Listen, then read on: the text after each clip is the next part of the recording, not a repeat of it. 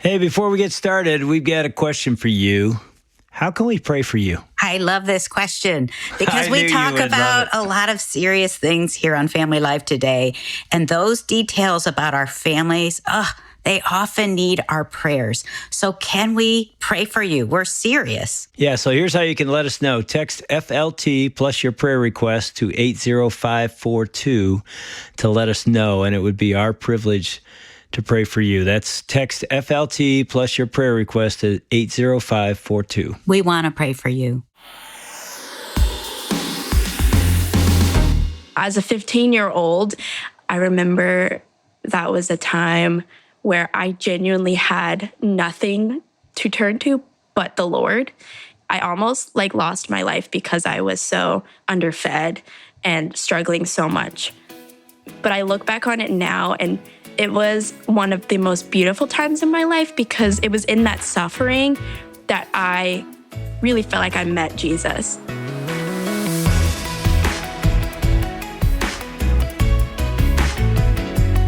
Welcome to Family Life Today, where we want to help you pursue the relationships that matter most. I'm Shelby Abbott, and your hosts are Dave and Ann Wilson. You can find us at FamilyLifeToday.com. This is Family Life Today.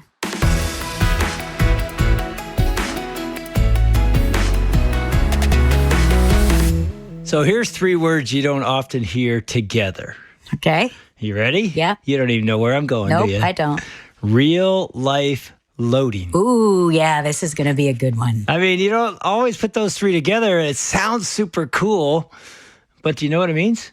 Yes, I know what it means. Real life loading. Okay, tell our audience what it means. Is a podcast with Shelby Abbott. And Shelby's with us today. We're all talking together, and we get to share one of Shelby's podcasts with our audience. And this is going to be fun. Well, it's sort of fun. I mean, everybody knows Shelby Abbott's voice, but today they get to know him as a person. Shelby, welcome to Family Life. I don't know why I'm saying this. Welcome to Family Life Today. You always say that to everybody else. That's true. I was also thinking real life loading might be cool together, those three words, but then you add Shelby Abbott and immediately it gets uncool. It gets not cooler. Cool anymore. It gets cooler, Shelby. Yeah. See how my wife affirms people? No, it's she is true. an affirmer. It is cooler. It's good to have you here. We got somebody in the studio that's got, hair that's a man, and that's good. Shelby, tell us about Real Life Loading. Why are you passionate about this? Well, what is it? Yeah. Well, it's a podcast from Family Life that really is intentional at trying to reach the next generation. We're calling ourselves a resource basically for 20-somethings. We've been doing episodes now for over a year and a half, and we've been aiming at trying to reach a younger audience, and we've been learning and growing and pivoting and making mistakes and trying to really just care for the next generation to help them walk with Jesus. And so the tagline for the show now is real help for relationships in your 20s. And we deeply care about that. And so we're starting to talk with younger people, college students, people right out of college, maybe just graduated from high school, stuff like that, to hear about what's going on in their lives and how we as a ministry of Family Life can help them. And I can imagine that some of our listeners just right now just went, you got to be kidding me. There's a podcast that I can send my kids to listen to. They probably didn't even know it. So it's a great resource for parents, right? Yeah, and I was previously in the campus ministry of Crew for 20 years, and so I've got a lot of experience rubbing shoulders with college students, and I really felt like, what can I do to be the most helpful that I can and best steward what God has given me? And the way that that's manifesting itself right now is through the podcast of Real Life Loading from Family Life. Sounds awesome. So tell us what we're going to listen to today. Yeah, so I had a conversation recently with a college student from George Mason University up in Northern Virginia, Washington, D.C. area. Her name's Bela Lemon, which is the coolest name ever. And she was a delightful young woman to talk to. She was very honest and frank about what goes on in her life. And so I wanted you guys to hear a little bit about kind of the daily life of a college student. I asked her a number of different questions. And what we're going to hear right now is her talking about how basically it's okay to ask for help and not do everything on your own, which is it can be quite a bit of a struggle for young people. So let's listen to this. Knowing what you know now and the wisdom of being a junior and having that time under your belt, what would you say to 18-year-old Bela? What would you say to her if you had an hour to sit down and have lunch with her? Oh man, that would be a very interesting conversation. Yeah. I think I would tell myself now, because I've always been super hard on myself and a little bit of a perfectionist. It's like, oh man, Bela, why couldn't you have gotten it right the first time? Yeah. But I think I would just tell her that it's okay to be human. We all make mistakes. There is so much grace for you. And the Lord just wants to give you the right tools to continue to grow into the woman he wants you to be. Yeah. So I think I would just have a lot of compassion for her, because she was definitely struggling with some stuff and kind of making my faith my own at the time. So just a lot of grace and compassion for sure, because she definitely needed it. Yeah. Yeah. I went into the college scene, and maybe this is a guy thing too, but I felt like being needy was a horrible thing. A horrible, horrible thing. Do you ever feel like that? I have felt like that a lot of times throughout my life. I felt like I had to be strong and tough, and I feel like I had to be the person to kind of keep it together. Yeah. I felt like vulnerability and weakness was just cowardly and very weak. I had this idea that to be this strong, independent woman of God, I couldn't need anybody. Mm-hmm. Knowing that now, that cannot be farther from the truth, because I'm texting my friends and every day, hey guys, I need prayer. Yeah. I'm feeling anxious right now. Mm-hmm. I need a hug or something like that. But even 2 years ago, I wouldn't have done that, because I've definitely grown up sometimes feeling like I couldn't turn to anybody, and I had to be strong, and I had to fight some battles alone because people were unreliable and not dependable. Yeah. But I've definitely learned the hard way, because I found myself at the end of my rope, and I'm like, I can't do this anymore. I can't keep, building my walls up and acting like I'm okay, when I'm not. So Shelby, let me ask you this. Is that the common experience of kids in their 20s? Well, I wouldn't want a blanket statement and say that it is true for everybody, because there's always unique stories. But in general, the appearance of doing well is something that I think we all struggle with. But one of the most remarkable things about the younger generation that I really appreciate about them is their willingness to be honest about the fact that they're needy and that they're not okay. That's been one of the things that I've really loved about them. It comes with some difficult things, obviously. People can lack discernment and share and kind of bleed out on everybody. But in general, Bela is one of those young women who is frank about the struggles that she's having, but she wasn't always that way. And I think that she learned and grew and matured in her relationship with the Lord and said, you know what?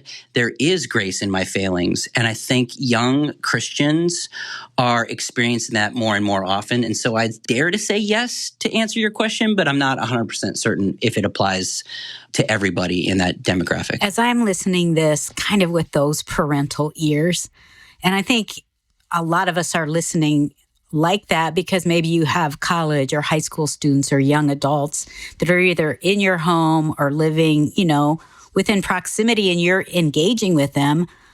I feel like I didn't realize the pressure our kids were feeling when they were in those situations. And I've worked with a lot of high school and college students too. I'm amazed at the weight they carry, and they feel like they have to shoulder it alone, and they feel so much pressure, so much anxiety. They feel so much pressure even from us sometimes. So as a parent, I think it's really good to hear that and to even maybe start thinking of questions we could ask our kids, like, are you feeling that kind of pressure? What do you do when you feel that weight or anxiety on you? And don't have any judgment, because, man, I'm pressing my kids. How are your grades going? How are your relations? Are you pursuing Jesus? And all of that can feel really heavy, I think, for our students and our kids. For sure. And I think that they have a tendency to think in categories of, am I being good or bad right now? And what I've tried to communicate with young people is you need to drop those categories, because there's no one good but God he's the only good one. Everybody else is bad. So let's not look at good or bad categories. Let's look at humble and prideful and recognize that when you're bad, because you will be bad, that there is grace for that. Because when we expect them to be good all the time, the pressure mounts and then they end up saying, you know what, I don't think I can do this. Yeah. And then they decide to make bad decisions, which is actually kind of leads us nicely into the next little segment that I wanted to share with you guys, because I asked Bela some frank questions about what was going on with her in her college experience. And she shared with me her struggle in some early days of being a college student, about the party scene and how her parents reacted, and maybe how you could react as a parent if your kid tells you a story about how they've been struggling in college. Let's listen to this.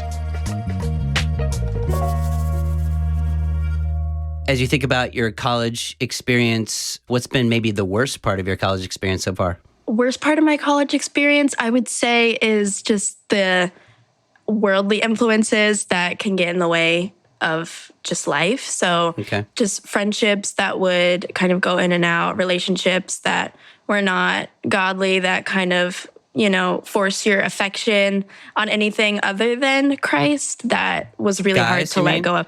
Yes. Yeah. And friendships. You were hinting at something very specific. And I was like, we're talking about dudes, right? We're talking about guys? It's like 50-50. I had a friend group first year at Mason that, started off like as a Christian group, and then they kind of like entered the party scene. Yeah. And I was definitely influenced by that for a little bit. I went to like 2 or 3, and I was like, I can't do this. Like, I called my mom after one. I was like, Mom, don't hate me. But I need to come home for a few days and just like recoup. And did you call her fresh from a party? I did. Were you drunk? I was like coming out of it, and I was like, Mom, I hate this feeling. I'd never been drunk in my life. And I was like, this is terrible. Like, I feel so empty inside. Yeah. And I feel so unloved by these people that I thought were my friends. Yeah. And then that was a huge turning point for me in college, because after that is when I found Crew and like the ministry there. So, yeah. I'm curious how your mom reacted when that phone call came. Do you mind sharing what she said? My parents were so patient and so great. Like, they were never angry, never mad. They were just kind of like, sometimes in our stubbornness, we feel like we know the right way and what's going to like be fun. Make us happy. Yes, exactly. And they loved on me. They kept me for a few days and prayed with me and just really helped get me back on the right track.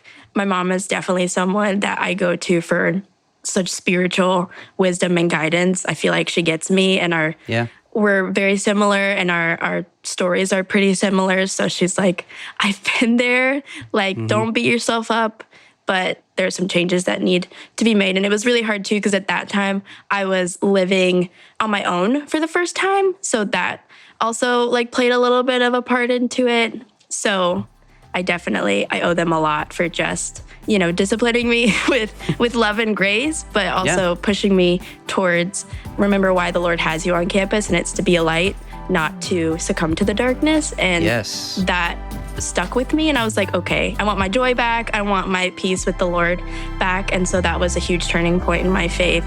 That's definitely got me to where I am now.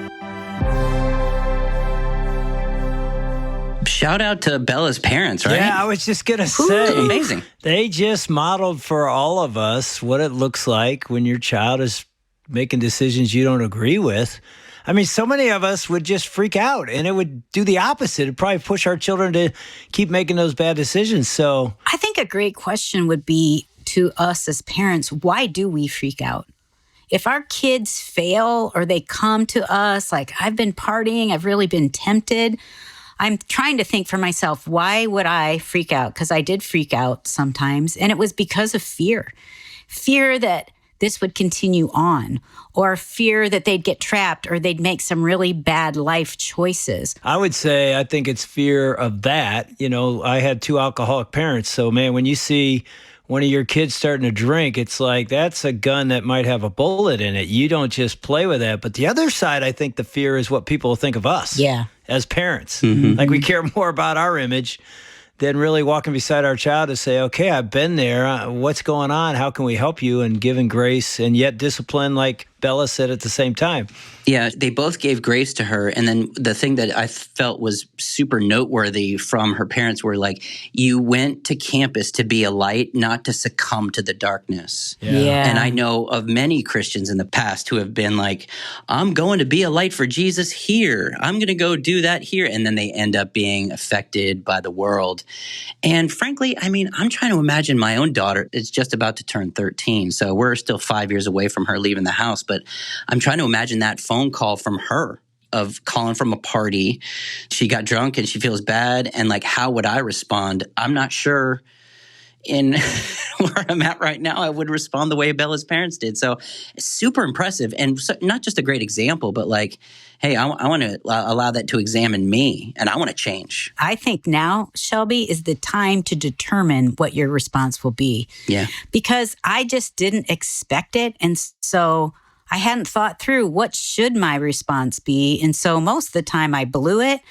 But I think that's just a great question. When our kids fail, how do we want to respond? I remember, I've shared this story before, but our 18-year-old came in and he's getting ready to go off to college in a few months, came into our bedroom at night. And I remember grabbing him by the shoulders saying, man, I'm proud of you.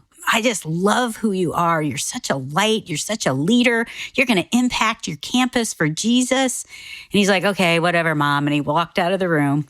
He came back in maybe 3 minutes to 5 minutes later, and he's crying. This 18-year-old, like tears just dropping off of his face. And I said, what happened? And he said, Mom, that is not who I am. All those things you said, that is not me. Because I just got so wasted last weekend, Mom. That's who I am. And as a parent, you know, you want to freak out. You want to, you know, just lose your mind. But I remember just taking a breath, saying a quick prayer, and then I put my hands back on his shoulders and I said, that may be what you did last weekend, but that is not who you are. Good job, Anne. Wow. Let me tell you, Shelby, I've had many failures in this. That was a good moment, though. That was one of my few good moments. Yeah. I think it's good to think about that as a parent, though, because our kids are going to fail and they should fail so that we can help restore them and remind them of who they are. One other thought, and I had this even after the first clip, Shelby, is, you know, you said a lot of times this generation doesn't want to share their neediness, but they are, and their weakness. Do you think, I'm asking you as the expert on this next generation, Shelby's the expert, all right? Do you think some of that comes from growing up with a generation of their parents? And I know my parents were this way. They never shared weakness. You just felt like they were sort of perfect. And I think as parents, sometimes we never share, like the mistakes we made, the sins we committed. It's like we hide all that, thinking that's what we need to show to our kids. But do you think our kids want to know that we as parents and their parents and grandparents messed up and they want to hear those stories? I think that they do want to know that we're messed up, but they want to know what we're going to do after the admission of messing up.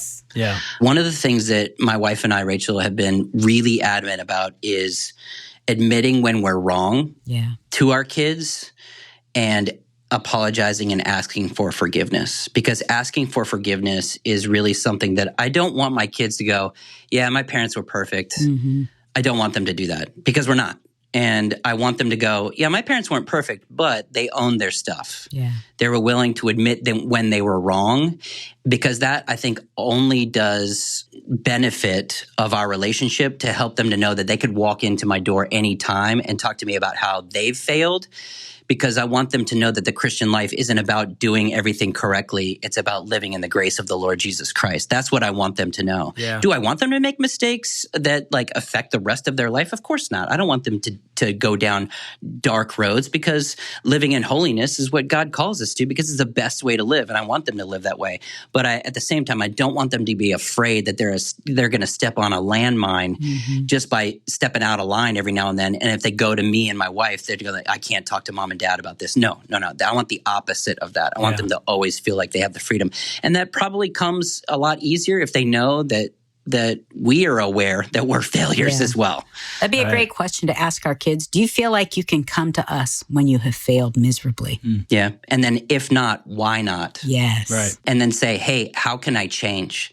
I think that's a really good question to ask as a parent. It's like, hey, look at your kids and go, where do you think I'm falling short? Because your kids will see stuff that even your spouse will not see. Yes. And they'll go, well, you say this and this and this. And be like, okay, how can I change? What would be beneficial to make me more and more into the image of Jesus? That requires a ton of humility on our part, a ton of humility. Yep. But God opposes the proud, but gives grace to the humble. So why not embrace it? One of the things that I do love about this generation is, like I said, they're honest about how they have fallen short in the past. And Bela was really vulnerable with me about a struggle that she had when she was younger with food. She had an eating disorder. And so she's going to talk here about how Jesus worked in her life in the context of her eating disorder and how she's been able to use that experience to help other people. I struggled with a really bad eating disorder when I was diagnosed at 12, but it got really bad at 15 to the point where I had to be hospitalized. Oh, really? And I was away from my home, my family, everything I loved and knew, and like school, my sports. I was a dancer. I did martial arts. Like, I was very active. All those things were stripped from me. You know, I was in a hospital bed and I had wires coming out of who knows what. Like, I had a feeding tube. I was in the hospital for about a week and a half, almost 2 weeks. Then I was transferred to like a rehabilitation center, like a refeeding place for another like 7 weeks. So in total, I was away from home for like 9 weeks. It was like a little over 2 months. And as a 15-year-old, you know, I'm just a kid. Yeah. I remember that was a time where I genuinely had nothing to turn to but the Lord. Yeah. And as hard and as scary of a time that was, because I almost like lost my life because I was so underfed and struggling so much mentally with just the idea of just where I was. I was in such a broken place. But I look back on it now, and it was one of the most beautiful times in my life, because it was in that suffering that I really felt like I met Jesus. I would get up every day, either in the hospital or at the house that I stayed at, and I would read my devotional and read my Bible. And I carried my Bible with me, like everywhere in the house, like to where some of the girls would like start asking about it. And I would be like, this is the only reason I'm able to like get through this, because without him, I didn't really have much of a desire to like get better and heal my body through food and just the refeeding process and trusting it, and just allowing the Lord to heal me from the inside out. And it was genuinely some of like the most beautiful times I had, where I feel like I really like encountered him and his love for me. So Have you found that you've been able to use your story to help freshman women or any other women that you run across who have gone through the same thing that you have? Yes. And that is what makes it so worth it to me, because when we go through those things, we are so much better able to have compassion and help others. Yeah. And so many young women I've encountered struggle with body image, with food, with eating disorders, like mental health. And that is something I'm like, okay, like I know a little bit of my stuff because I've lived it, like I've walked through it. Yeah, it's not theoretical for you. Exactly. And so there have been so many times, even in like public places, where there was one time in Target, there was this girl, she was like a teenage girl, and she was with her mom, and her mom was like trying to get her to eat something. And she was like, no, Mom, I feel fat and like I feel very ugly.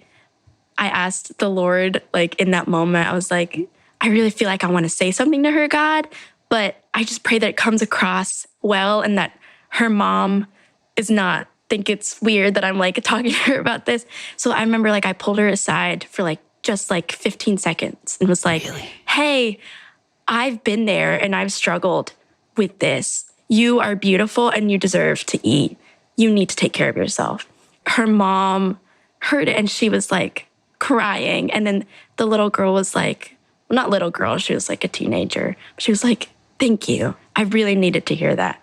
And I remember walking away from that feeling like, okay, I feel so good because I feel like that was something the Lord really wanted me to like say something. And I felt so empowered after that. I was like, God, for that one encounter that I just had, all of that pain and suffering through that time in like the hospital and doctors and therapists and nutritionists and counselors, so worth it for that one moment where I felt like I could use my pain for a purpose.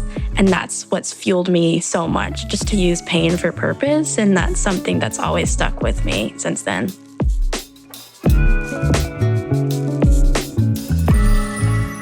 Isn't it just like the Lord to take the hard, difficult, gross, grimy parts of our lives, flip them on their heads, and weaponize them against the evil one? And we as parents try to shield and protect our kids from pain when maybe God wants to use that pain to draw them close to Him. Yeah, I'm encouraged. I'm like, way to go, Bella. I know. I don't even know the girl. And I'm like, you didn't just help a teenage girl in a store. You're now helping thousands of parents and probably young people with that story. They're probably going to be touched. Somebody's probably got tears in our eyes right now going, I'm valuable. I heard it from a girl named Bella on a podcast. I'm valuable. God sees me and God wants to meet me in my pain. And maybe He'll even use my pain to help somebody else like I was just helped. Yeah, because He does. He wants to use that. I mean, you've talked about that, Ann. Dave, you talked about that. I've heard you guys talk about that. The more I talk about my struggles of chronic pain or like the sexual abuse that I've experienced, the more I'm open about the fact that it was a true part of my history. God takes that, wields the pain, and uses it as a force for good and for His glory in the world. I mean, it's just absolutely incredible. My greatest area of ministry influence has been because I have been honest about my physical pain. Yep. I wouldn't wish it on anybody, but at the same time, God has used it to bring glory to His name and good to my life because I've been open about talking about it. So again, shout out to Bella, Thanks, Bella. And thank you, Shelby, for all you're doing. This is a great podcast. I really hope that parents will encourage their kids to listen, that our students will listen. It's just a great podcast to send and to use to further the kingdom. Yeah. If you have kids or grandkids in their 20s, or if you know anybody in their 20s, I just want to help. And I really feel like I can with Real Life Loading. So check it out.